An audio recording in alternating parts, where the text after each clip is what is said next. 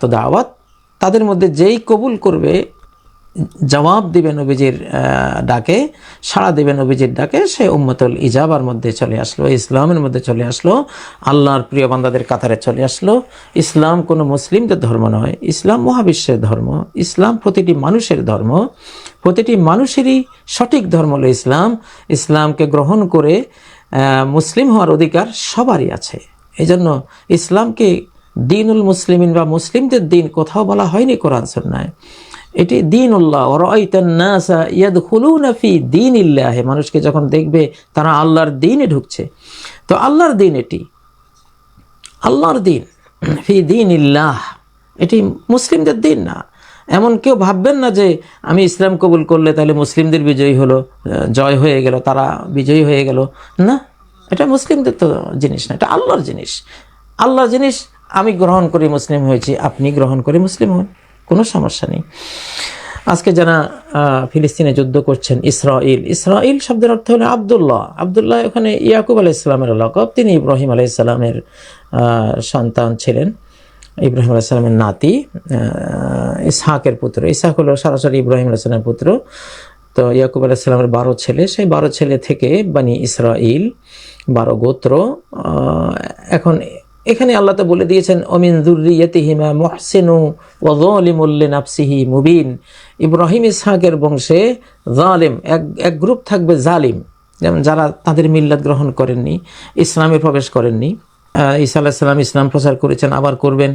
দাউদ আলাইহিস সালাম, সুলাইমান আলাইহিস সালাম ইসলাম প্রচার করেছেন, ইয়াকুব আলাইহিস সালাম ইসলাম প্রচার করেছেন, সকল নবী ইসলাম প্রচার করে গেছেন। কারণ দিন আল্লাহর কাছে একটাই, ইন্নাদ দীনা ইনদাল্লাহিল ইসলাম। সূরা আলে ইমরানের 19 নম্বর আয়াতে ক্লিয়ার আল্লাহ বলেছেন দিন একটাই, দীনুল্লাহ একটাই, সেটা হলো ইসলাম। আর সব নবীরা আল্লাহ থেকে এসেছেন, তারা কি আপনার ধর্ম প্রচার করে গেছেন? না, ওনারা আল্লাহর ধর্ম, আল্লাহর দিন প্রচার করে গেছেন, সেটা হলো দীনুল্লাহ, ইসলাম। তো এখানে ওমিন যুররিয়াতিহিমা মুহসিনু ওয়া যালিমুল লিনাফসিহি মুবিন, অর্থাৎ ইব্রাহিম আর ইসহাকের বংশে অনেকেই থাকবে জালিম। তো অনেকে থাকবে জালিম। ওয়া মুহসিনুল লিনাফসি ওয়া মুহসিন জালিম, মুহসিনু ওয়া যালিমুল লিনাফসি মুবিন। কেউ আছে জালিম, কেউ আছে মুহসিন, ইব্রাহিম আর ইসমাইলের বংশে। এটি সূরা আস-সাফফাতের মধ্যে এই আয়াতটি রয়েছে যে ইব্রাহিম বংশে মুহসিন আছে, অর্থাৎ মুসলিম। মুহসিন মানে যারা সৎকর্মপরায়ণ, এমনও আছে, আবার কিছু আছে জালিম, যারা ইসলাম কবুল করবে না, তারা আছে। আচ্ছা, তো এখন আয়াতটি আপনাদেরকে আমি এটা দিচ্ছি, সূরা সাফফাতের মিন যুররিয়াতিহিমা। এটা জানা খুবই প্রয়োজন। আজকের এই বক্তব্যগুলি আপনাদের জন্য খুবই উপকৃত করবে আপনাদেরকে। কারণ ফিলিস্তিন যুদ্ধ কোন দিকে যাচ্ছে, আমি সেটার কি পরিণতি হতে পারে আপনাদেরকে কোরআন সুন্নাহ থেকে জানাচ্ছি। এই যে এটি হলো সূরা আস-সাফফাতের 113 নম্বর আয়াত, ওমিন যুররিয়াতিহিমা মুহসিনু ওয়া যালিমুল লিনাফসিহি মুবিন।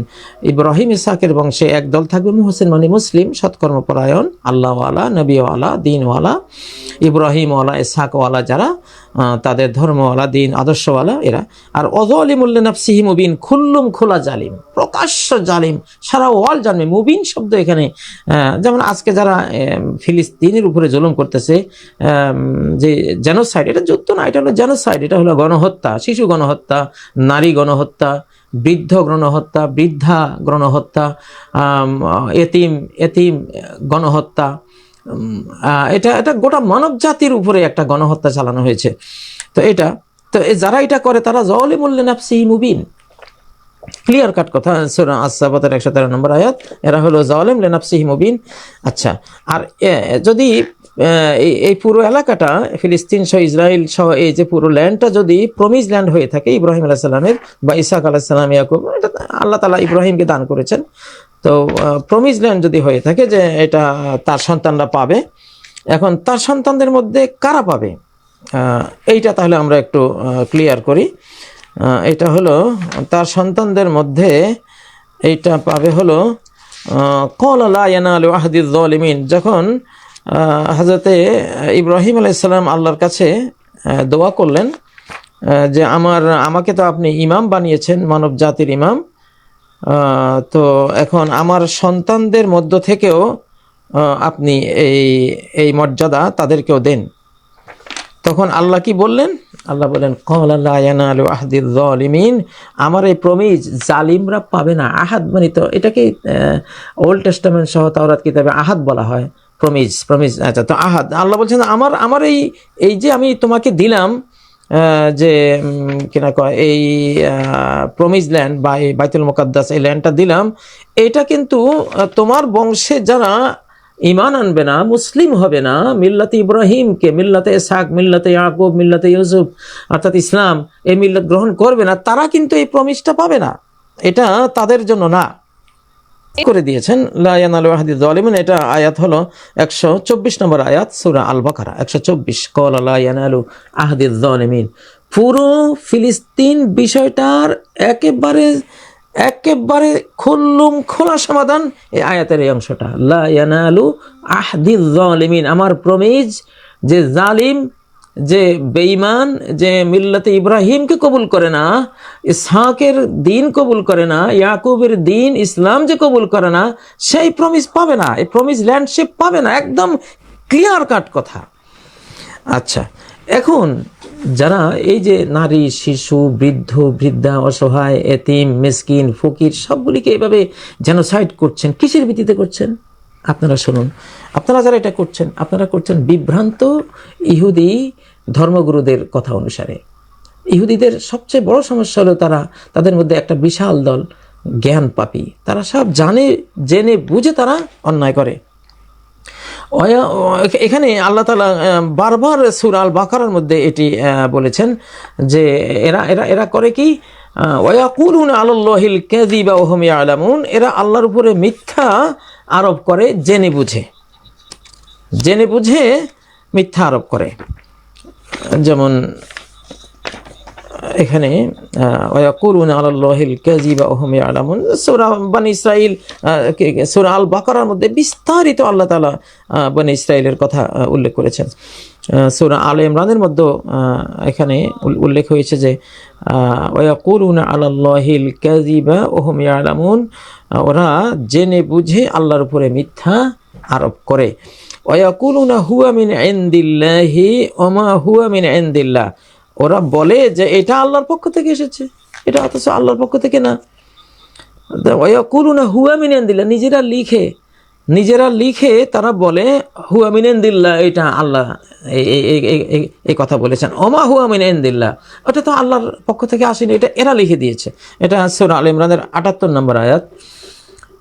তারপর আপনার ফাওয়াইলুল লিল্লাযিনা ইয়াকতুবুনাল কিতাবা বিআইদিহিম সুম্মা ইয়াকুলুনা হুয়া মিন ইনদিল্লাহ, তাদের জন্য ওয়াইল, জাহান্নাম, তারা প্রমিস ল্যান্ড তো পাবেই না, বরং জাহান্নাম পাবে যারা নিজেরা কিতাব লিখে বলে যে এটা আল্লাহর পক্ষ থেকে। ঠিক এই ইহুদি বিভ্রান্ত আলেমদেরকে ফলো করেই বর্তমান এই জেনোসাইডটা করা হচ্ছে, যে লাল গাভীর গল্প করা হচ্ছে, তারপরে এখানে টেম্পল নির্মাণের কথা বলা হচ্ছে, মূর্তি স্থাপন করা হবে, এগুলি চিন্তা করা হচ্ছে। তো এইটা মারাত্মক জিনিস। এটা যে তারা করে, এটা কোরআনে স্পষ্ট আল্লাহ বলেছেন, এদের উপরে লানত দিয়েছেন। তো এখন ফাওয়াইলুল লিল্লাযিনা ইয়াকতুবুনাল কিতাবা বিআইদিহিম সুম্মা ইয়াকুলুনা হাযা মিন ইনদিল্লাহি লিয়াশতারু বিহি থামানান কলিলা ফাওয়াইলুল লাহুম মিম্মা কাতাবাত আইদিহিম ওয়া ওয়াইলুল লাহুম মিম্মা ইয়াকসিবুন, তাদের জন্য ধ্বংস যারা নিজের হাতে কিতাব লেখে বা কিতাবে কোনো অংশ তারা সংযোজন করে দেয়। সুম্মা ইয়াকুলুন, তারপর তারা বলে হাযা মিন ইনদিল্লাহ, এটা তো আল্লাহর পক্ষ থেকে। লিয়াশতারু বিহি থামানান কলিলা, সামান্য মানে পার্থিব স্বার্থ আদায়ের গ্রহণের জন্য, প্রাপ্তির জন্য। ফাওয়াইলুল লাহুম মিম্মা কাতাবাত আইদিহিম, তাদের জন্য ধ্বংস তাদের এই লেখার হাত যা লিখেছে সেটার কারণে। ওয়াইলুল লাহুম মিম্মা ইয়াকসিবুন, আর এই মিথ্যা কথা লিখে তারা যে দুনিয়ার স্বার্থ আদায় করছে এটার জন্য তাদের জাহান্নামে দুর্ভোগ। এটি সূরা আল বাকারার 79 নম্বর আয়াত। যাই হোক, এখন পরিণতিটা কি হতে পারে আপনাদের এই যুদ্ধে? আমি যেহেতু পরিণতির কথা বলেছি, পরিণতি হলো সূরা আল ফিলের আয়াতটি, আউযু বিল্লাহি মিনাশ শাইতানির রাজীম ফাজআলাহুম কাআসফিম মাকুল, আল্লাহ তাদেরকে করে দিলেন ভক্ষিত তৃণের মতো, চর্বিত, চূর্ণ বিচূর্ণ করে ফেলা গরু তার দুই চোয়ালের মাঝখানে দিয়ে ঘাসকে চিবিয়ে যেরকম চূর্ণ বিচূর্ণ করে ফেলে, রেশা রেশা করে ফেলে, এইরকম করে দেয়া হবে বা করে দেয়া হয়েছে তাদেরকে। এটা হলো একটা জাতির ইতিহাস বর্ণনা করেছেন সূরা ফিলের মধ্যে। তো পরিণতি এটা মসজিদে হারাম ভাঙতে আসা আব্রাহার 60,000 বাহিনীর পরিণতি হয়েছিল চর্বিত ঘাসের মতো তাদেরকে মেসাকার করে দেওয়া হয়েছে। তো তখনকার ঘটনাটা কি? সূরা ফিলের এই আয়াতটি হলো পরিণতি।